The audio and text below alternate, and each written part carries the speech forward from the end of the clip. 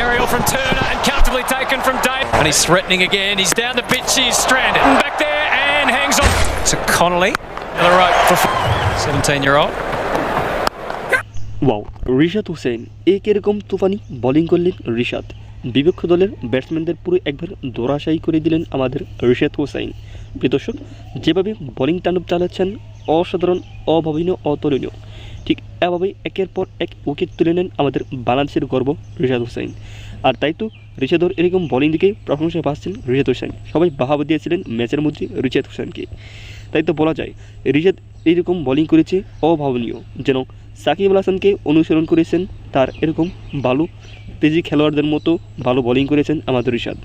শান্ত মেজাজে রিশাদ হোসেন শান্তশিষ্টভাবে একবারে খেয়ে দিয়েছেন সাকিব আল হাসান এবং অন্যান্য বোলাররা যেভাবে রাগী হয়ে থাকে, কিন্তু ওইরকম রাগী না, যেন বোলিংয়ের মাধ্যমে তিনি তার জাত ছিনিয়েছেন।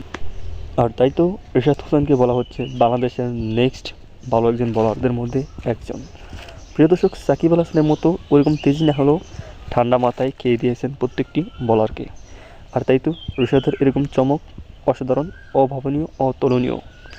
দেখা যাক রিশাদ হোসেন ভবিষ্যতে কতটা আরও উন্নত করতে পারে তার দলের জন্য, আর সে নিজেকে যেভাবে বোলিং তাণ্ডব চালিয়েছে প্রশংসার যোগ্য। রিশাদকে আরও বেশি উৎসাহ দিলে তিনি আরও ভালো বোলিং করবেই, এটাই বুঝে গিয়েছে এই ম্যাচের মাধ্যমে।